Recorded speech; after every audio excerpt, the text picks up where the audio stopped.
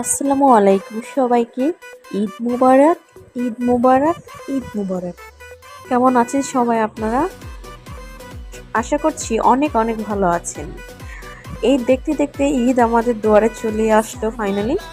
ঈদ মানে অনেক অনেক আমেজ, আনন্দ, ফুর্তি, প্রিয়জনদের সাথে ঈদের দিনটা ভাগাভাগি করে নেওয়া, একসাথে খাওয়া দাওয়া। আর আমার কাছে ঈদের দিন এই খাবারগুলো না হলেই চলেই না ঈদ। এই পিঠাগুলো না থাকলে ঈদ আমার জমেই না।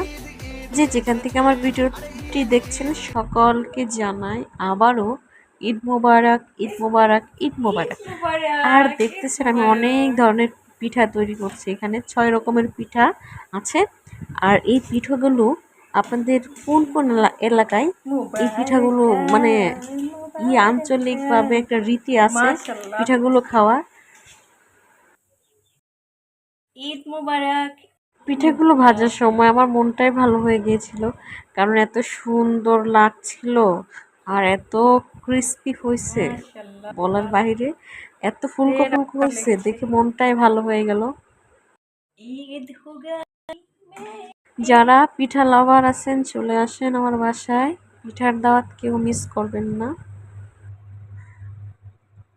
মেয়েদের ঈদ মানে সেই ভোরবেলায় উঠে প্রিয়জনদের জন্য খাবার দাবার রেডি করা অনেক রকমের, আর সংসারের সমস্ত কাজ ঝামেলা গুছিয়ে তারপরে হয়তো বা একটু সময় বের করা, সেটাও হয়তো বা একটু বিকেলবেলা।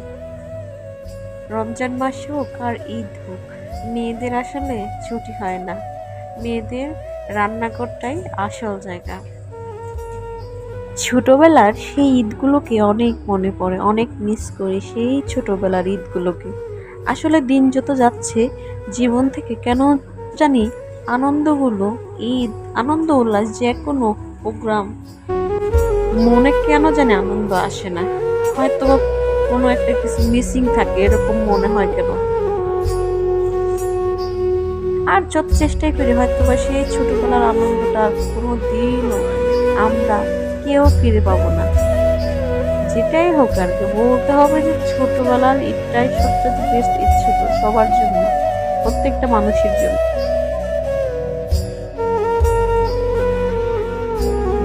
ভিডিওতে বেশিক্ষণ স্টে করবো না। অনেক অনেক ধন্যবাদ আপনাদের সবাইকে। ভালো থাকবেন, সুস্থ থাকবেন।